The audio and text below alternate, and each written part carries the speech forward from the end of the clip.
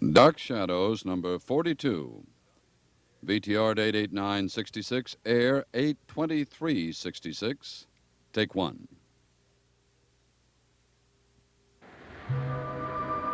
My name is Victoria Winters. 130 years ago, the love of a man and a woman built this mansion on the crest of Widow's Hill. Today, fear, distrust, and hatred have almost destroyed it. Excuse me for disturbing you. I'm looking for Mr. Roger Collins. He's not at home. I'm his sister. Are you expecting him? Oh, sometime later. You can probably find him at the cannery. No, it's a private matter. I wouldn't want to disturb him there. Do I know you? Oh, forgive me. I'm forgetting what little manners I have. My name is Sam Evans, the painter. Well, I'm the one to ask your pardon. We haven't met in some time. That's more than 18 years. I've changed since that time. Won't you come in, Mr. Evans? You sure I'm not disturbing you? Not at all.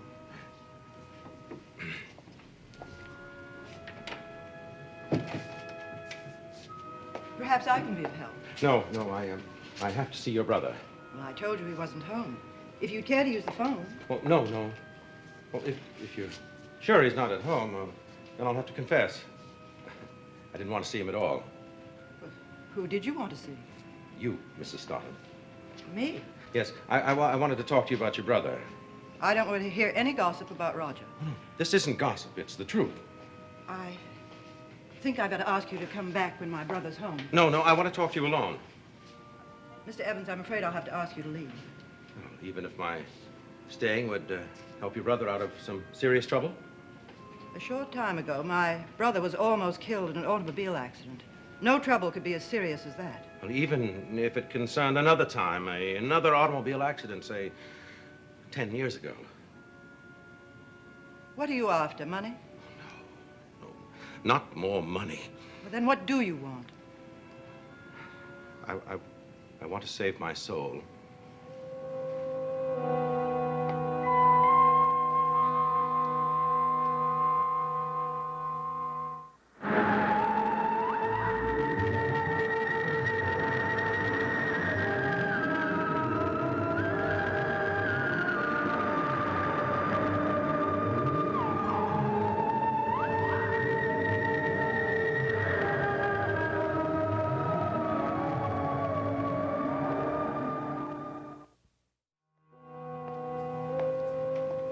Well, Mr. Evans? You know, this is the first time I've ever been in this room. It's beautiful. It's dark and gloomy, and you know it. Please get to the point. To me, any room that has paintings on the wall is a beautiful room. They're all ancestral portraits, aren't they? Yes. Do you know that your husband at one time consulted me about doing his portrait? Paul? Yes, I remember it distinctly. He mentioned the size he wanted. It was same size as that one over the mantelpiece. I believe I have some preliminary sketches. If I could find them, perhaps you'd be interested in seeing them. No, I don't want to see them. Strangely enough, someone else asked me recently to do a portrait with the same specifications. Well, that is, he mentioned the size he wanted. It was identical to that one up there. You don't often find subjects in a small place like Collinsport. Not customers who can afford to pay the price. Is it a local person? Well, you may know him. He used to be a friend of your brother's. You must mean Burke Devlin. Yes. Did you agree to do the portrait? Well, Burke is a very persuasive fellow. Besides, he has an interesting face. Have you had a chance to talk to him at any great length? Not yet. But if I do the portrait, of course, it means several days of sittings. I wondered if he'd mentioned why he'd come back to Collinsport. Well, it is his home. Oh, I know, but a man like that who has a chance to travel, see the world, you wouldn't think he'd be content to settle in a tiny place like this. Who knows? He may have had the incentive to make money just so he could come back here. Why? I suppose he has his reasons. Mr. Evans, I see people so seldom, I'm afraid I've become a poor hostess. Would you care for a drink? Well, you sure it's no trouble? No trouble at all. My brother keeps quite a supply on hand. He likes a drink himself sometimes, you know. Yes, I know.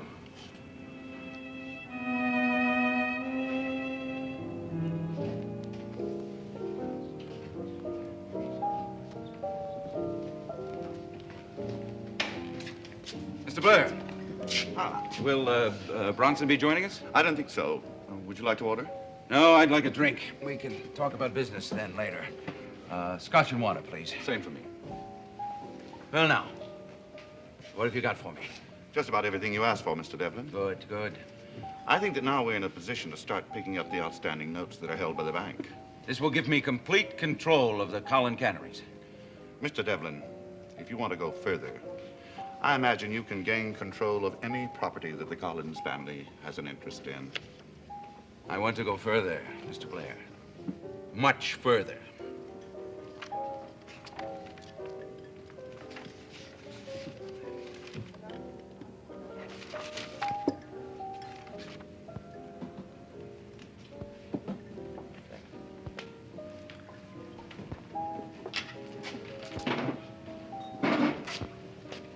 I'll order later. I'm expecting someone to join me.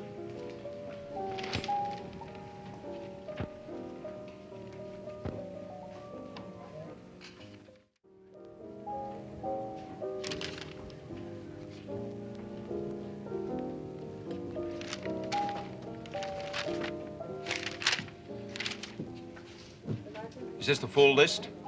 To the best of my knowledge, Your knowledge had better be perfect. That's what I'm paying you for. you can check it out for yourself, Mr. Devlin. Mr. Blair, the first thing I do is check out the people that I hire. Then I leave the details to them. So I don't have to check on this. I've already checked on you. Satisfactorily, I hope. You wouldn't be sitting there if it wasn't. Mr. Devlin, I'm ready to move when you give the word. I think Mr. Harris at the bank is expecting a call from me. There's no possibility of him connecting you with me. Not the slightest. All he knows is that I represent a New York investment company interested in acquiring notes and mortgages. When do I start? Well, there's not much of a rush. Part of the pleasure I get from ruining the Collin enterprises is the anticipation of doing it.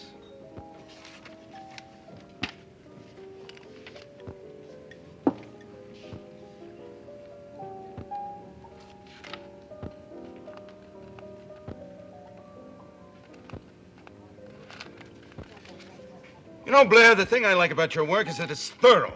You never ask any questions. That's what I'm paid for. Good.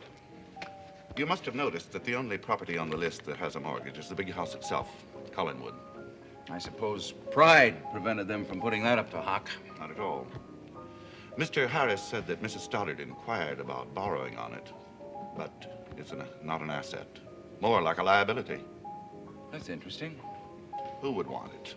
Big house like that, unless somebody wanted to turn it into a resort motel or something. Not too long ago, Mrs. Stoddard put in a petition for the property tax to be reduced. The reason for it was that half of the house is shut off and not being used. And was the petition granted, I suppose? Yes, it was. Well, I'm not surprised. That family owns everything there is to own in that town, except me. And you want to see that reversed. You want to own everything that's there to own. Except them. Including them, Mr. Blair. Including them. Now, shall we eat?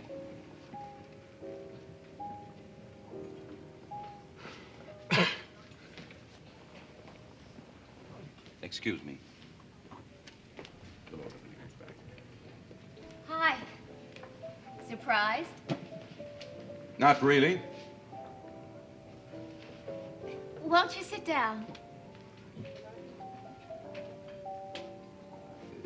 Yes, I think I'd better.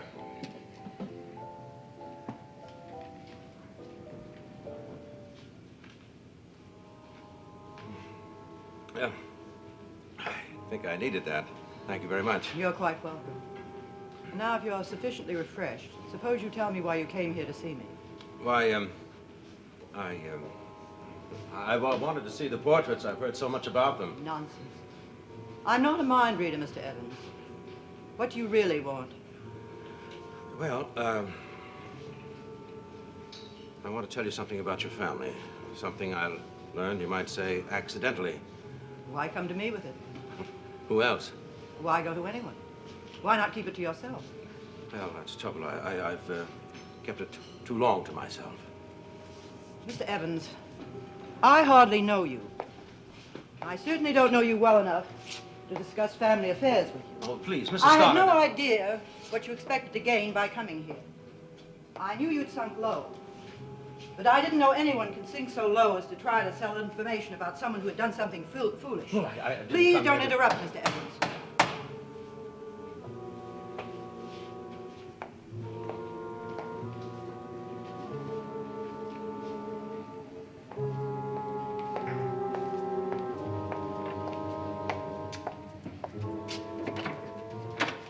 Come in, Joe.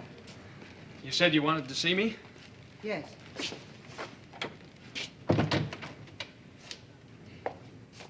It's about Carolyn. Have you seen her? No. But I have a pretty good idea where she might be.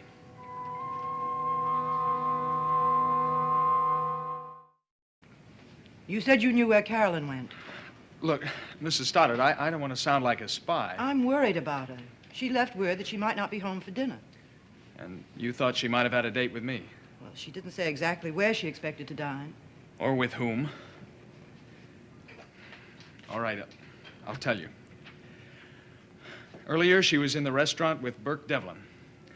Later, a friend of mine told me he spotted her in her car on the road to Bangor. Perhaps she had some shopping to do. Yeah, maybe Burke Devlin had some shopping to do, too. What do you mean by that? Well, I stopped by the hotel before I came up here, and I asked to see him. The hotel clerk told me Mr. Devlin had gone to Bangor for the day. Do you think they arranged to meet there? I don't know, Mrs. Stoddard. I'll speak to Carolyn when she gets home. If she gets home. Well, I don't think it's that bad. Oh, did you see Mr. Malloy? No, he hasn't been near the plant all day. That's odd. Oh, Joe, Sam Evans is in there. Would you go in and talk to him and please close the doors? I'll see if I can get hold of Mr. Malloy. Sure. There's a drink in there if you want it. Oh, don't even suggest it.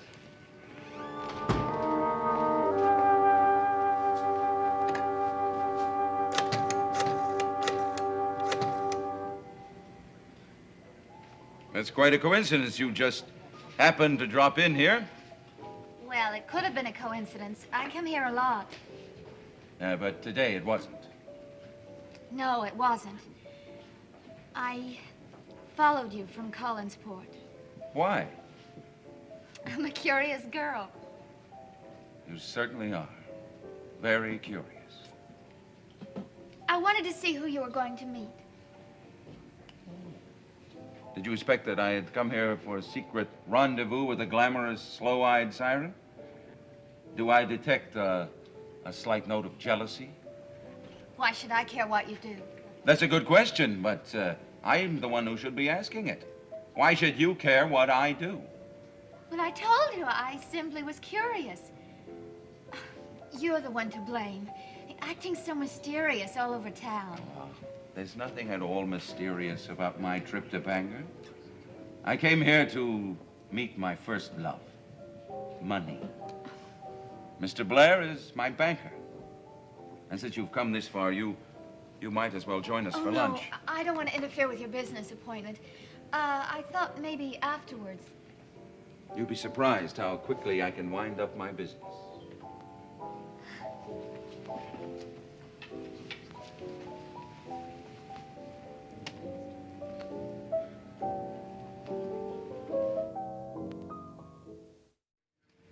Mr. Blair, this is Carolyn Stoddard. Miss Carolyn Collins Stoddard. How did you know my middle name? Well, it had to be that. Mr. Blair here is a nefarious old swindler who I am engaged with to defraud your mother out of every single one of her vested interests. Oh, come off it, Bert. It's nice to meet you, Mr. Blair. As a matter of fact, Mr. Blair is an old friend of mine from New York who just invited me up here for a drink. How will that do? I'll buy that. I thought you would. And I will buy you lunch. Unfortunately, Mr. Blair has another appointment. Don't you, Mr. Blair? Yes, as a matter of fact, I'm rather late now. It's a great pleasure, Miss Stoddard. Bye. Would you forgive us one moment, Mr. Devlin? Go back to the hotel. I'll call you later. Forgive me for not joining you, but business before pleasure.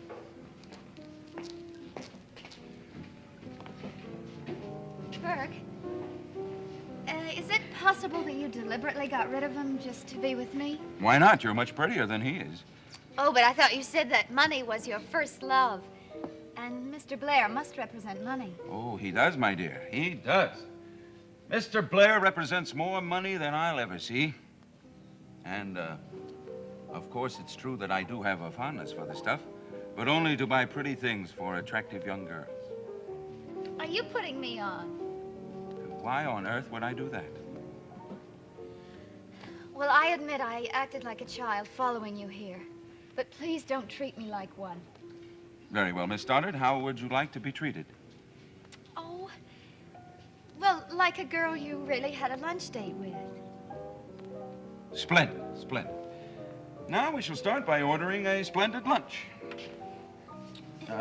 Since you are a very special girl, you shall have a very special lunch. Salad, baked potato, and steak. Medium rare. How does that sound? Could I have French fries? Yes, I forgot. I'm worrying about my age. French fries for the lady, please. Now then, will the witness answer as directed? Where did you have lunch on the afternoon in question, and with whom? Why, right here, with you. Is that what you're going to answer when you're questioned by your mother, your uncle, Joe Haskell, and even Victoria Winters? I tell the truth, unless you don't want me to. Always tell the truth. It's much better in the long run. Now, to continue. How was this lunch date arranged? Did the prisoner insist? Did he drag you there against your will? You'll note, of course, that I am the prisoner. Oh, well then, Your Honor, I must state that the prisoner did none of those things. I alone am to blame. I confess and throw myself on the mercy of the court. The court recognizes the sterling qualities of the witness, and as a reward presents her with this sterling silver pen. Oh, I hope the case is dismissed. Here's your pen back. That's not mine. I gave it to you. Oh, that was just in fun. I never Here. do anything in fun. The pen is yours. No, I couldn't. It must have cost a lot. Do you think I would give you anything that didn't cost a lot? I insist that you take it. Well, thank you very much. Yes, perhaps you can write down your inmost secrets with it. Oh, I have no secrets. Then you are very fortunate. Maybe I'll use it to write down what happens to me every day. I'll start a diary. You're right, Caroline. It might be a good idea to start a diary. Everyone should have a diary from the day that they are born. The pen is yours.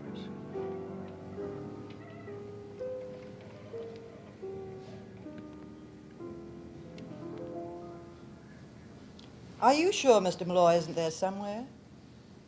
Oh, very well. If you see him, ask him to call Mrs. Stoddard. It's very important. Thank you.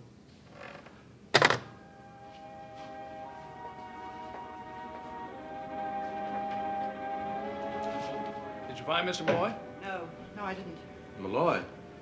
What do you want with him? He manages my company. Is there any reason why I shouldn't want to see him? Oh, no, I guess not. But if he ever tells you anything about me, don't you pay him any attention. Oh, what should he want to tell me about you? Oh, nothing, I suppose. He doesn't know anything. He doesn't know one single thing. Mr. Evans, I've been very patient. Now, suppose you stop beating around the bush and tell me what you want. Well, You want me to leave, Mrs. Stoddard? No, Joe. From Mr. Evans' attitude, it might be well to have a witness to what he's going to say. Well, Mr. Evans? no. I can't do it. I can't.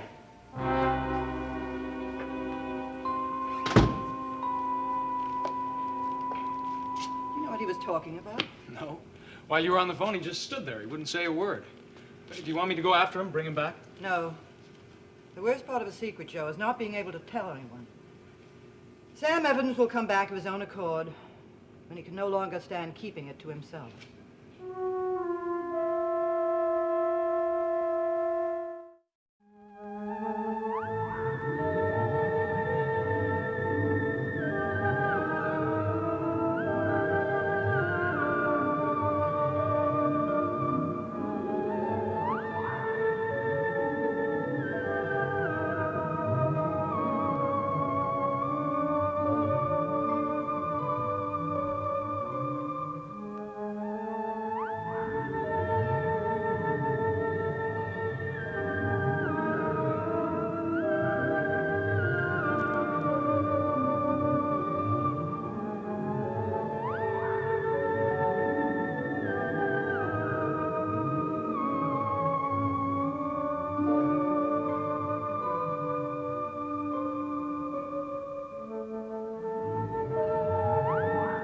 Stay tuned for Where the Action Is next on ABC.